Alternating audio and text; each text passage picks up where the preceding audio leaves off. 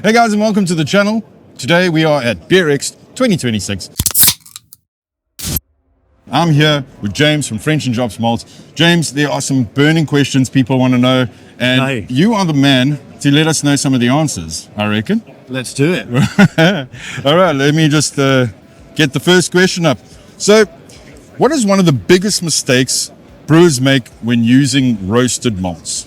I think with roasted malts, it's always important to remember that you're not going to be able to get fermentable sugars out of these. Okay. So it's not like when you're using a base malt, you're not going to be able to extract those fermentable sugars with your yeast. So just bear in mind that when you're considering what your final gravity is going to be. Yeah. These malts work fantastically well for adding colour and adding that residual sweetness into your beer. Okay. So the next question we got here is, how can brewers add complexity to dark beers without that harsh bitterness? When you're looking to brew a dark beer, for example, let's say like a stout or a porter, Yeah. some bitterness from your malts is actually desirable.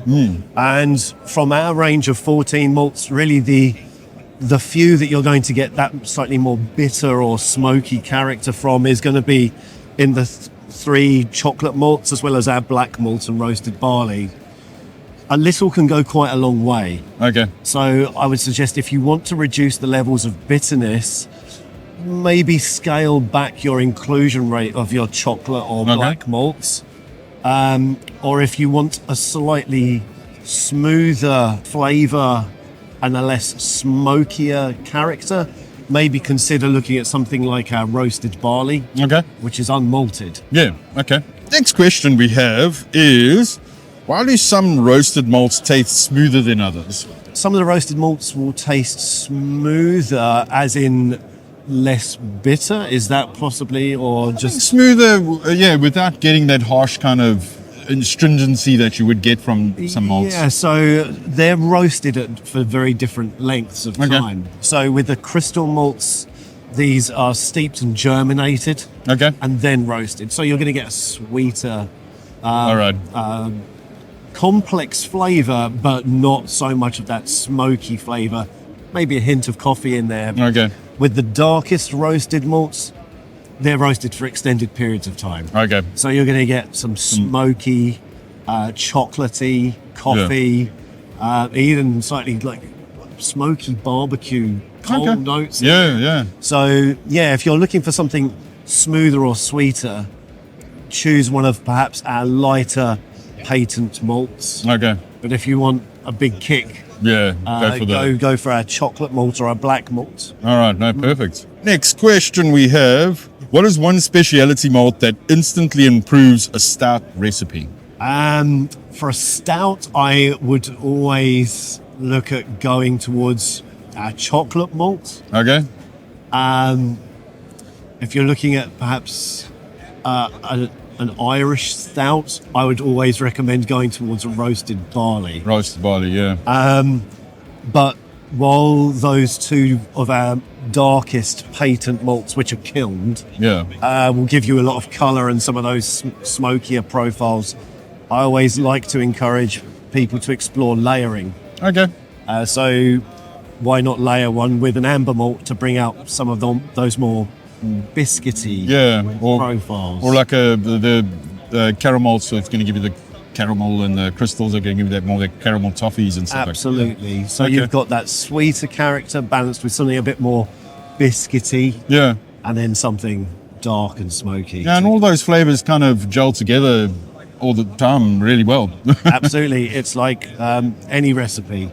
All right. All the ingredients for a full flavour. All right, perfect. Yep. Last question we have here is, how can brewers balance colour and flavour in a dark beer? So balance colour and flavour, I think, similarly to what we've already explored with the sort of the smooth profiles of the range that we've just discussed. But again, explore layering. Okay. With our range of roasted malts, which includes our crystal malts and our patent malts, I would always suggest your inclusion rates overall in your beer should be around up to 15, at the very high end, sort of 20%. Yeah. So I'd say balance things evenly or run some brewing trials first. Yeah. If you're not sure what kind of colour or extract you're going to get in a sort of a practical terms, experiment. But we do provide with yourselves all of the specifications. So if you wanted to know what kind of extract you were going to achieve, take a look online, go to our websites. Okay. You can find more details about the kind of colour extract you're going to achieve. And one question I got now, you've got your brewing teas and extracts on the side over here. We do. Yeah, and that is also a great way for brewers to experience flavors and to figure out kind of those complex flavors that comes out of particular single malts, those each malts. Is that something that you would advise somebody to try at home? Definitely. Yeah. I think they're really simple to make. We simply make these by crushing the malts that you can see here and balancing that with vodka and water. Okay. And just letting it steep for about 12 hours. Okay. And then you'll unlock all of those characteristics in a liquid form that gives you a much more detailed sense of what the flavours and colours are going to be like before you've produced a beer. Yeah. And also a more accurate depiction of what you're going to achieve than just trying one of the brewing grains. Definitely, yeah. On its own. Yeah, and in the liquid form, it's going to coat your mouth differently. It's going to react differently to enzymes and stuff like that. So, which I think, and guys, if you're wanting to try that out, we do actually have a bunch of videos on our website at the moment. Go check them out. It's the malt teas or the malt extracts that you want to. Well, it's not malt extract. It's more like a malt liqueur, if you want to call it. Malt infusions. Malt infusions. We got full videos on malt infusions, which we tried with these guys from French Jupps. And let me tell you, some of them were very surprising. I enjoyed that whole experience. So go check out on the videos above. And I think, James, that will be it for now. Thank you for going through some of those questions with us. It's a pleasure. And yeah, perfect. And as always, guys, happy brewing.